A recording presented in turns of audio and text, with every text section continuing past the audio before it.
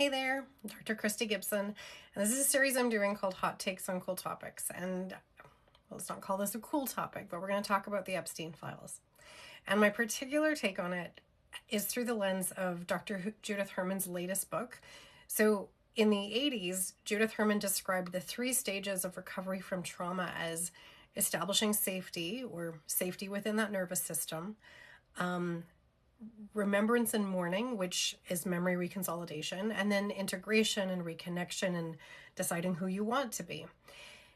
Her recent book came up with a 4th stage, that of justice. And I think that that's really important to marry this concept along with what we're reading about in the files and what's happening or not happening around them. So we're learning about absolutely egregious acts, some of which are almost hard to fathom, so much that I think people kind of dissociate or distance themselves from the truth of the video and photographic evidence. Horrific things happening to young children, mostly girls. And as we hear about this, I think what's really hard for our brains to compute is that there is no move towards justice. So justice would be arresting people. Justice would be truth and reconciliation. Justice would be some kind of consequence for these kinds of behaviors. And there doesn't seem to be any movement towards that from any of the lawmakers or judicial spaces right now.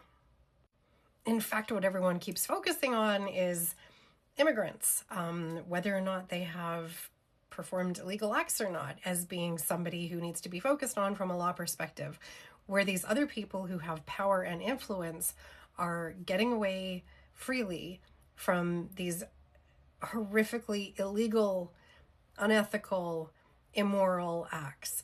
And I think that that mismatch is really, really hard for all of us to reconcile, is that these people in positions of power who commit the acts and then protect those who commit the acts, so that, it's all this circle of complicity, is built into the systems. So we think that these systems are designed to protect us, and they're not. They're designed to protect the elite, the wealthy, the folks who have this level of privilege that they are untouchable.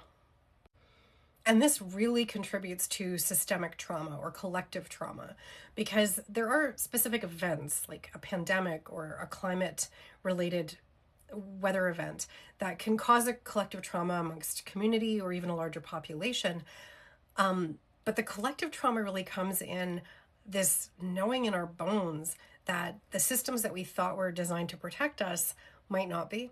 And that what we think of a just and fair world, or the fact that things work out, good things happen to good people, like all of this kind of meritocracy and mindful creation and all this kind of stuff that we get told, well, if you think hard enough, it's just going to work out for you.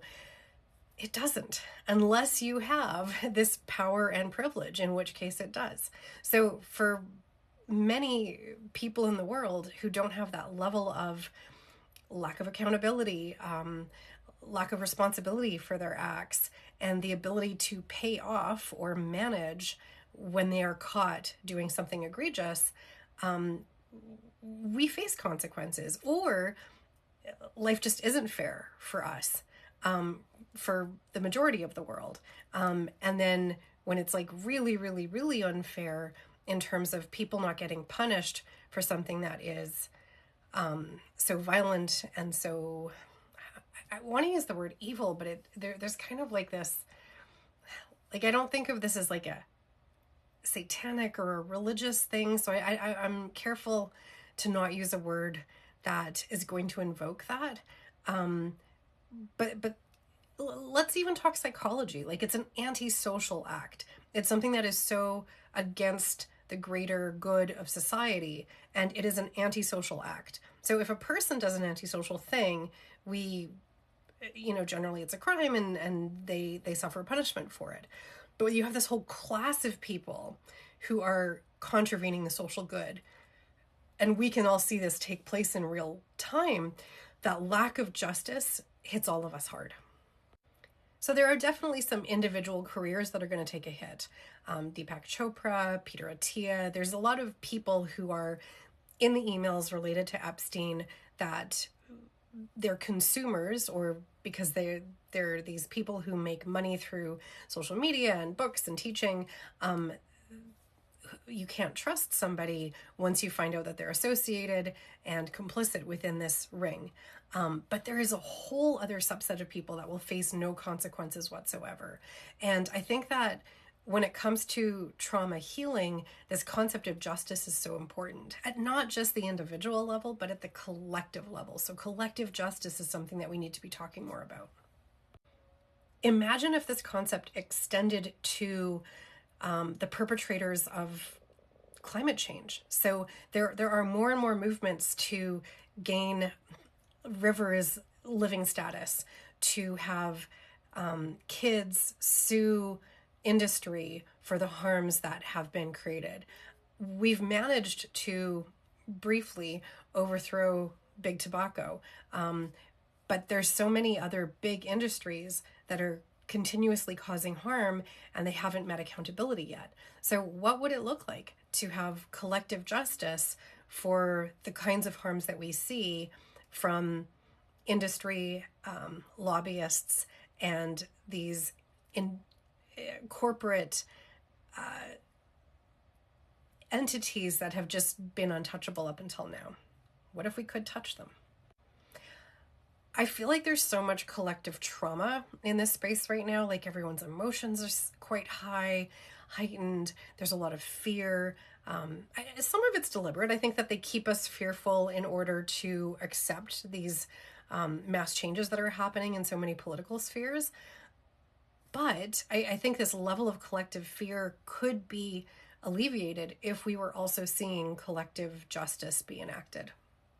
If we just all look at these photos and emails and all of this evidence that have been released within the Epstein files, and nobody pays the price for that apart from the apparent suicide of Epstein in jail, and, you know, a sentence to his partner in crime, Ghislaine. It's interesting how one of the women in the inner circle is punished while there's so many men that have been named that are not.